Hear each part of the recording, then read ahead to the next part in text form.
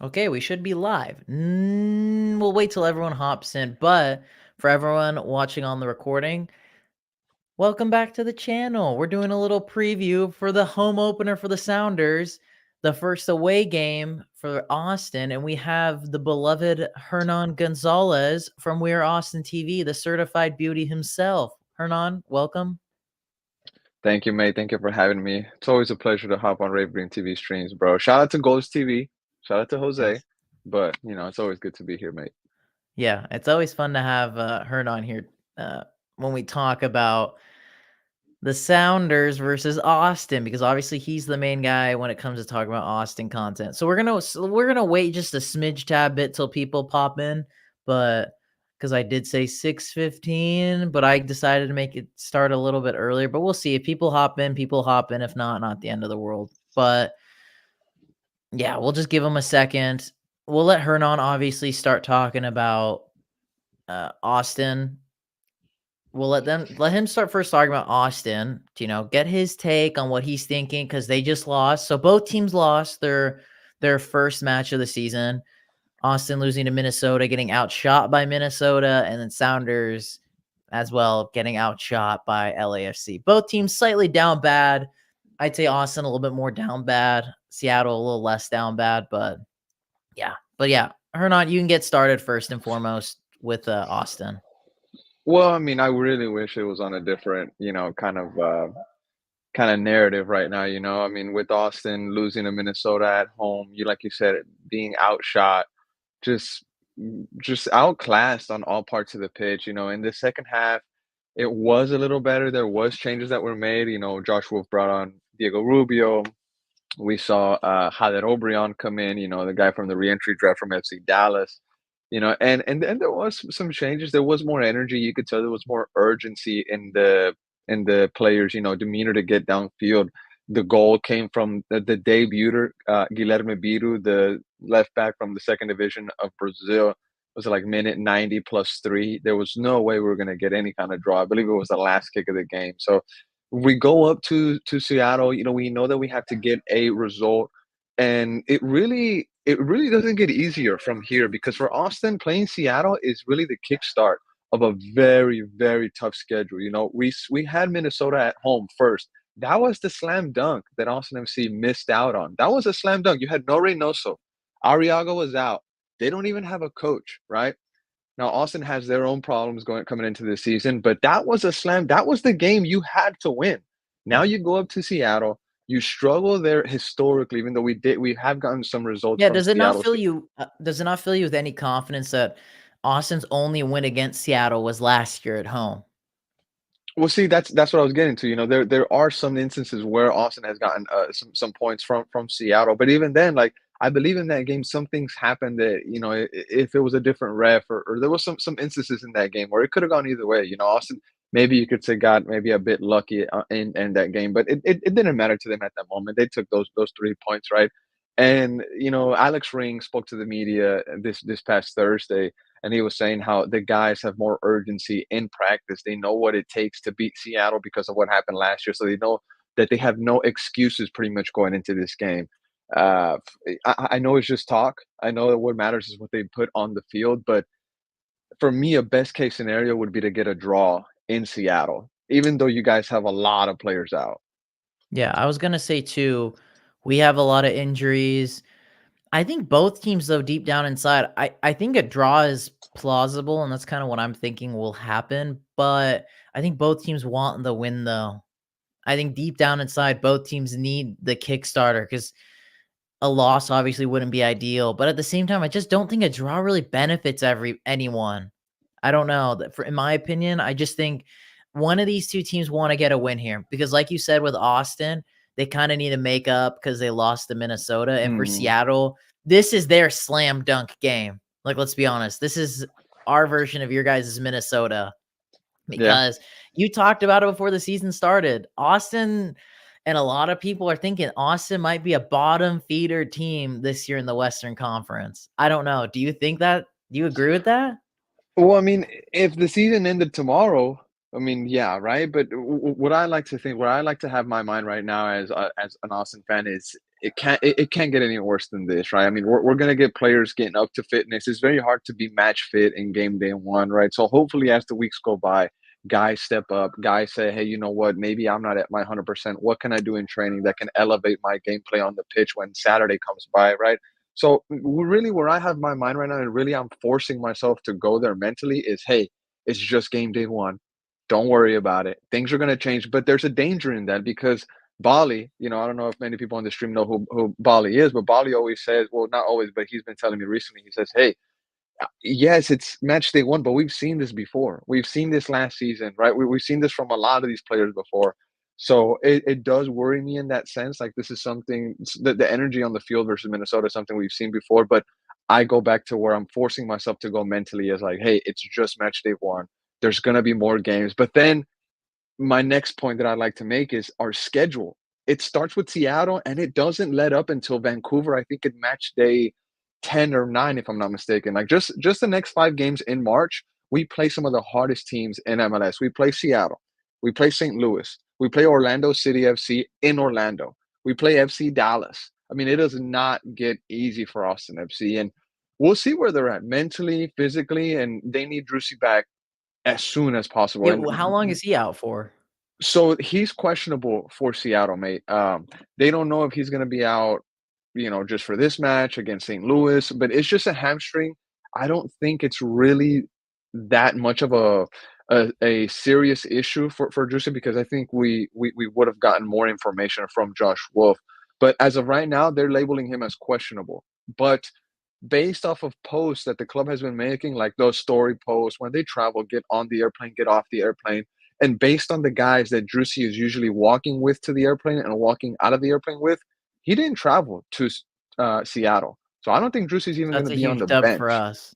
That's Yes. a huge. I don't even think that he traveled. Now, he usually walks with Rigoni, with Danny Pereira. He's usually with those guys. Both of those players were walking by themselves in the airport footage that was posted by the club. So that tells me that Drusy did not travel. It really doesn't get me upset because I'd rather him be out for the first 2 games and be healthy for the rest of the season than to force him in not a meaningless game, but it's so early for games to be crucial to risk a guy like Drusy and say, no, you have to play because we need the points.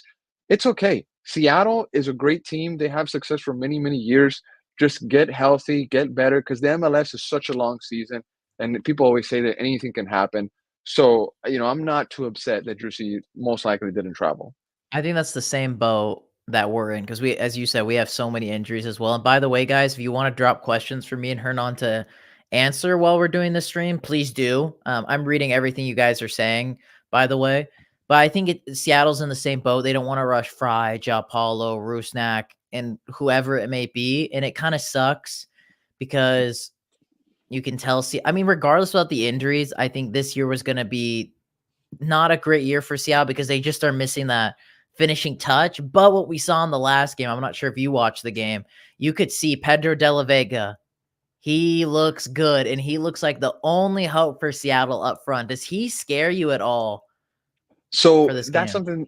something that I wanted to ask you. I wanted to see where Seattle fans and you yourself, right, where do y'all have Pedro de la Vega at right now? Because he got the penalty kick goal against LAFC, if I'm not mistaken, right? It was 2-1. But that's good. He's getting his feet wet. He's getting comfortable. He's getting in that stride. Now, a lot of Austin fans are already mentioning him like, oh shoot, De La Vega's gonna tear our defense. Oh I mean, shoot, I De La wouldn't Vega's say gonna dance that. around us. Yeah. And that's what I wanted to ask you. Like, where is De La Vega at right now? Is he that guy in MLS? Like, is he like a Ricky Puig that's gonna make the difference, or is he just barely getting in stride?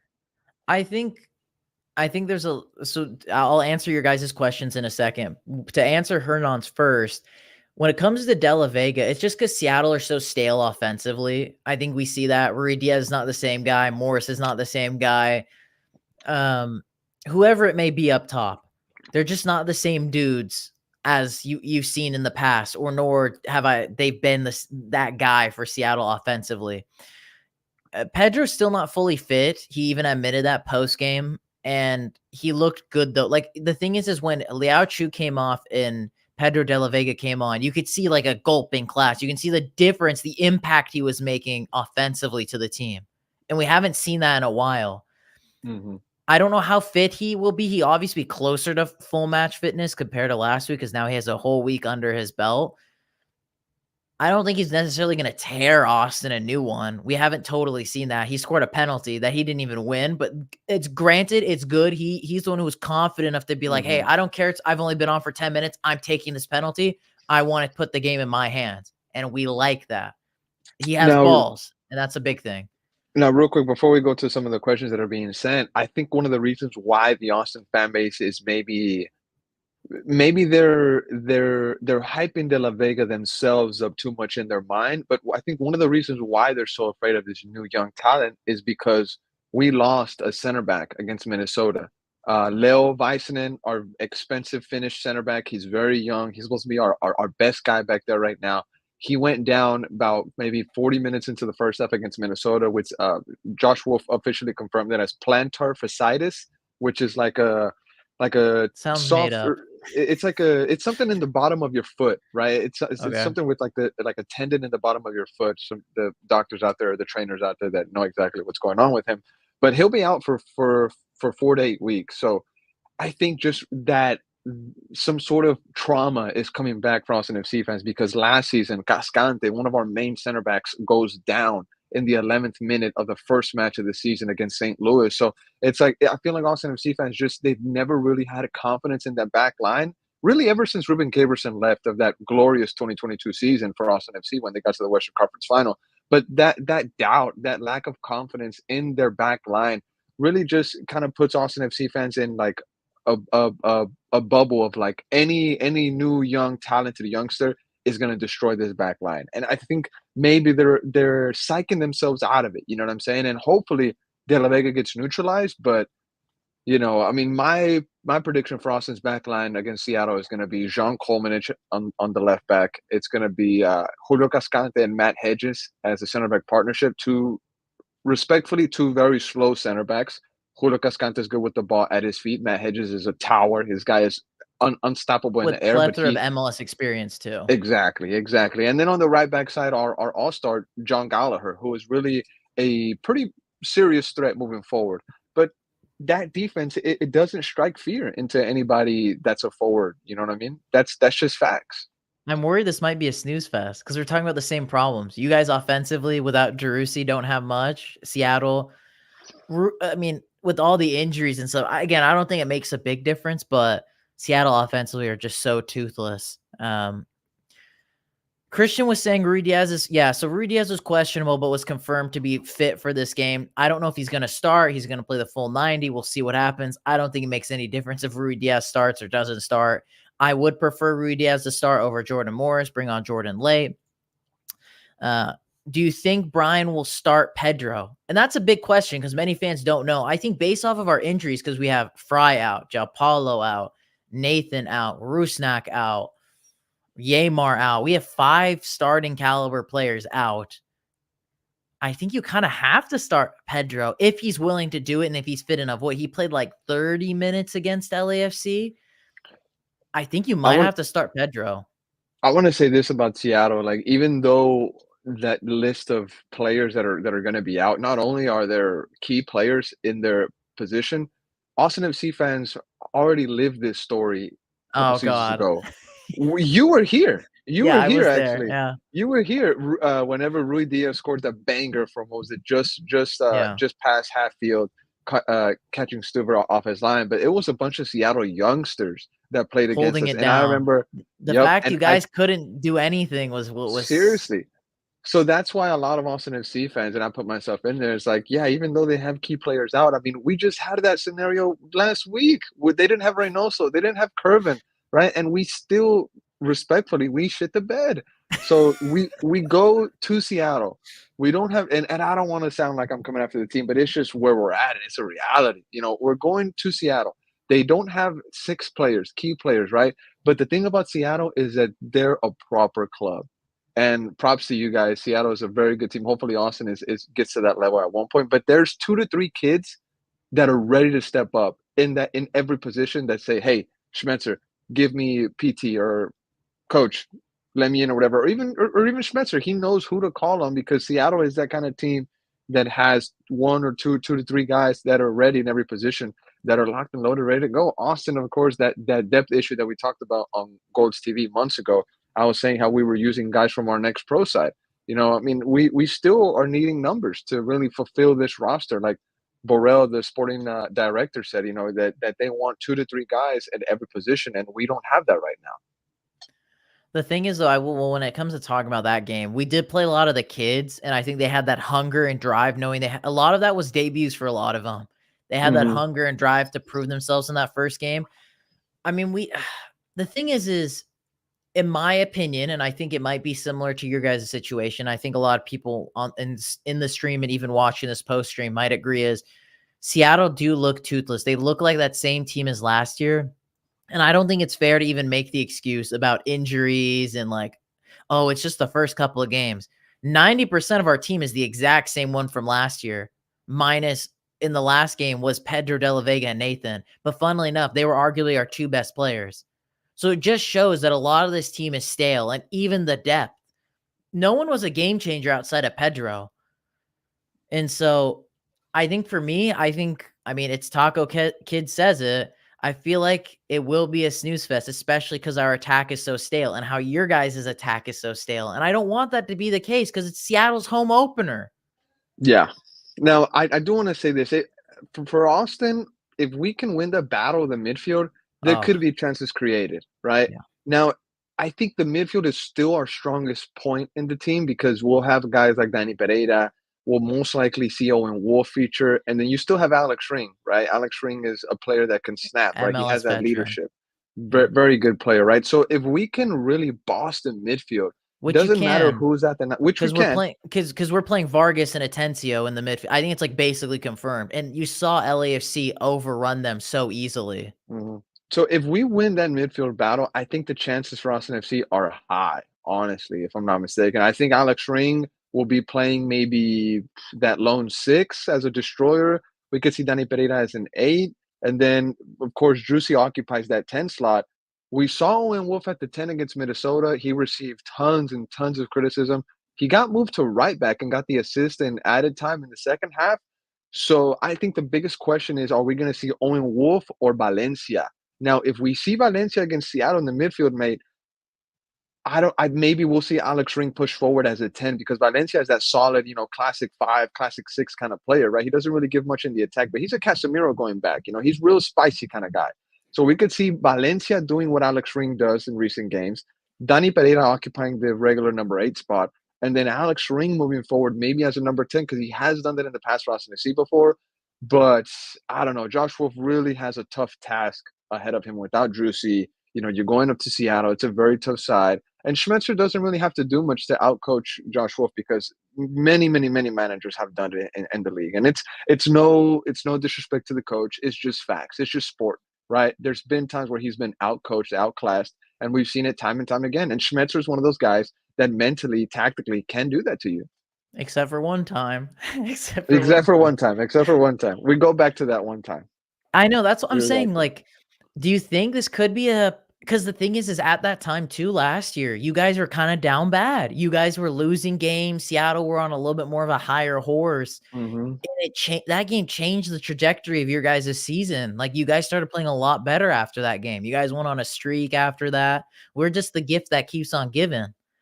And that's why it's so important to play well and hopefully beat teams like Seattle, because if you go to a tough place like Lumen Field and get a really good result like 3 points or even settle for do you still think Lumen Field's a tough place to play? Because I think anyone has okay. I think so. I honestly think so because everything that Seattle represents, but I could be wrong.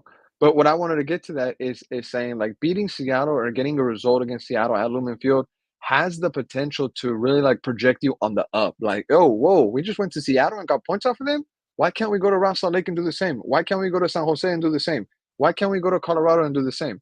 So, I mean, that's what I wanted to say on that. Oof. I know that's what people. I know people. Lumen Field ain't a tough place. That's the thing is for me.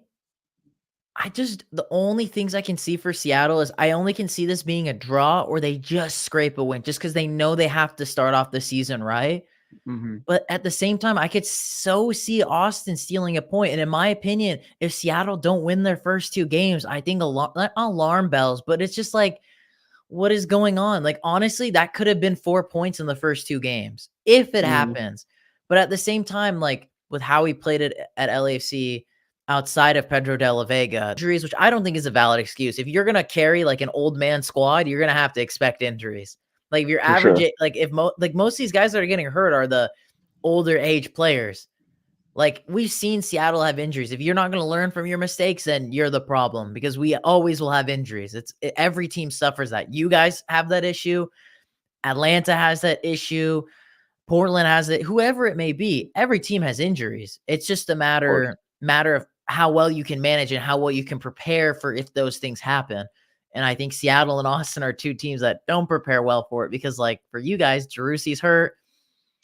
Who do you guys have up top? Who can make the difference? Now, one thing that I did want to say, mate, and this is a big question going into the match. I think Seattle will have a much easier time if Zardes is the starter, but if he's the one who Rubio scored last starts, time. yeah, but that was last season, mate. Last season, I know, but he still got it. He still got it. Yeah. I think Zardes is good if you can put in service to him, right? But sure, whenever it's like you're trying to build up the play, I feel like it hasn't been working with Zardes. But we got Diego Rubio. Everybody knows Diego Rubio, MLS vet, MLS fantastic player. When he came on against Minnesota, and I'm not just saying this, I mean, many people told me this in fan reactions, on Discord, even on social media, they took this, and they were saying how they hadn't seen the fight that Diego Rubio had in a long time, an Austin FC player, right? Now, we've gone through so many strikers, and we've yet to say, hey, he's been our best striker, even in our young club's history. We've gone through Danny Houston, Aaron Schoenfeld, we've gone through Musa Jite, we've gone through Maxi Urruti, we've gone through Jazzy Zardes, and now we have Diego Rubio. Hey, but and we got to give a shout out to Jite, though. Only a player in Austin history to score a hat trick. Only guy to score a hat trick, and he's currently in the 2nd division in Turkey, bossing it. But it's the 2nd division in Turkey, right? But yeah, that's just one thing I want to say. Seattle fans that are gonna go to the game, if you see Diego Rubio starting, I think we're gonna have a much different game from the Austin FC side of things, and maybe there can be a bit of spark of hope there. I'm not dogging on Mr. Zardes, but it's just facts that when he starts on the field, I feel like it's just a bit more slow to build the play. With Rubio, it's fast. It's boom, let's go, let's get the ball at field, and it's crashing that. And if he doesn't get a shot in, he's hitting the ground. He's mad at himself. There was media journalists after the game against Minnesota that they went on social media and they said how Diego Rubio didn't want to speak to the media after the game in the mixed zone locker room. But they said that they didn't take any offense to it because Diego Rubio looked very upset. Like, he was very upset. Of course, I mean, how can you be happy when you lose at home to a team that wasn't even complete, doesn't even have a gaffer, and the stadium atmosphere at Q2 that night was absolutely electric. Per usual. And so per usual. And so media was like, you know what, dude, we didn't even take any offense to that. Other players spoke to us. It was cool. But Rubio just looked like, yo, he's mad. Just let him go. Which is good. A good sign for you guys. That's good. It's a good sign. That's the fight that a lot of people want to see in the players here in Austin. So I go back to the main point. If Rubio starts, we could see a different story. But if Rubio comes in after minute 60, to be real, we're probably going to be chasing the game by then. So that begs the question, who do we think's going to win? Just to close it off. Seattle up to 5 starters missing. Austin missing a man that could easily fill up 11 spots, and Sebastian Jerusi, who I love. How do we think it's going to come down? I said it before, I think a draw would be awesome for Austin FC, going to Seattle, getting a point. It really propel you, to do well against, I think we play Philly after that or something like that here at home. We play Philly, Orlando, and then Dallas, if I'm not mistaken. Jeez, probably forgetting one in there, but yeah, that's the kind of schedule we got coming up. Oh, and St. Louis. St. Louis is in that mix too. It's a tough schedule coming up. So if you can go to Seattle, if you can get a point, you can get a draw. If you can get the win, fantastic. But if we get a loss, it's going to be historic because Austin FC has never lost 2 games to start a season in its young club history. So hopefully the trend doesn't continue and we get the win because we definitely need it. And it's so early. It's game day 2. I know people are going to say you're overreacting, but it's how you start. The first 10 games set you up for the next 20. You know what I'm saying? I mean, you saw it with Austin the year you guys were so good. Your first 10 games set you guys up to such big success. If that's not like a Exactly. prime example, and it was the same thing with Seattle 20 the thing is last year they started off so well, and I think that's the only reason they finished off the season so well is because of how they started, because they fell off Also, so much. I also wanted to mention this. I was talking to this with my buddy, when we were talking about the game. You guys are gonna give a tribute to Ozzy Alonso, right? He's gonna Yeah, sign a yeah. one-day contract. I'm afraid of that feeling in Oh, the atmosphere. upping the Mhm. motivation to Yep. play well because of that. Yep. Yep. And people that don't really think that has an effect on players in MLS, try to imagine, if you support Real Madrid or you support Barcelona or Chelsea or Manchester, when one of those players wins a major individual award and they present it to the stadium, it hypes everybody up. It hypes the fans, it hypes the coaches up, it hypes the players up. So that's what I'm thinking. I'm thinking that that's going to give a little bit of a boost to Seattle.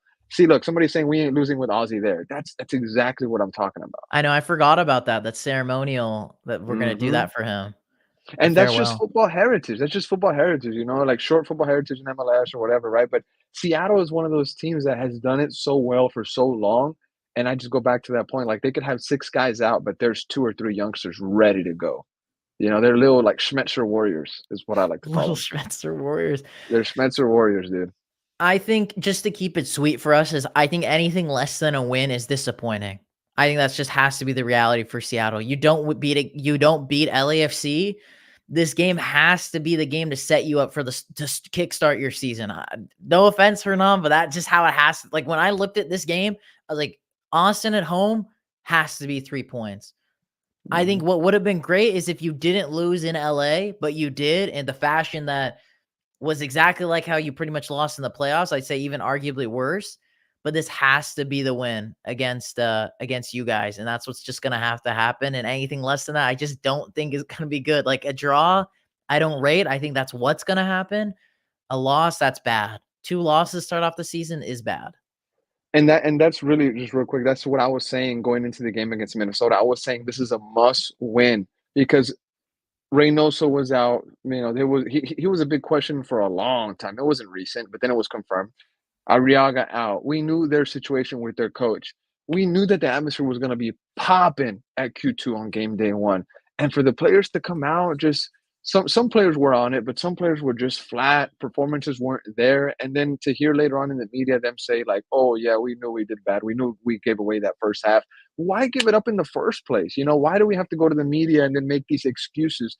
Trying to justify these errors or whatnot. We need to get it from the get go. When you go to Seattle, just like Alex Ring said, they know what it takes. He said that they know what they have to do. Well, let's see if they implement that, right? Because if one thing is just words and another thing is putting the actions onto the pitch. Yeah. And the kind of atmosphere, the kind of fans that Austin FC has, it's almost weird to see it in other stadiums in MLS. Like you look at Red Bulls New York Stadium, you look at a lot of those East Coast teams, right? A lot of those Northeastern teams, they wish they had the kind of atmosphere that Q2 had. And you have rival players come to Q2 and say, "Man, you know what? That stadium is really rocking." And it really just upset Austin fans to see the kind of performance against Minnesota. And our Minnesota is your Austin, right? That's why I'm taking no offense because I was saying from the get go, Minnesota is a must win. It's a slam dunk. That's the way that you start your season, right? And we didn't do it. And now we got to go to Seattle and expect the impossible. Maybe not the impossible, but we got to go to Seattle and get a A ludicrous result. little magic fairy dust in the game for you guys. Yes, without Drusy, without Lil Vicenen, and then Brendan Hines-Ike, the free agent center back from DC United that we picked up. For some reason, he's out. They didn't specify. It just said no injury, but out for the game. Could be a family thing. Could be a birth of a child. Who knows? But no Brendan Hines-Ike. So even then, I said how Alex Ring could slot into that 10th spot. Alex Ring could very well be looking at center back minutes against Seattle. Reality. Reality. Alex Ring could be playing center back. So I don't know, brother. Draw. I I don't see a win. I don't see a win for us. Wow. I mean, we're both gonna be playing with a makeshift team, but boys and girls, that's gonna be the end of this live stream video. If you guys watch it in video, smash the like button. If you came from We're Austin TV, if you're an Austin fan, drop me your guys' thoughts in the comments. Everybody that's in the live and or watching the recording, go on to the video as soon as the live stream ends and drop your score predictions. If you get it spot on, like to the T, I'll send you out some Rave Green TV stickers. But you have to get the score prediction right. I said it last week. No one got it. someone get it right this week. So drop your guys' score predictions in the comments once the live stream's done. But boys and girls, I hope you'll have a lovely day.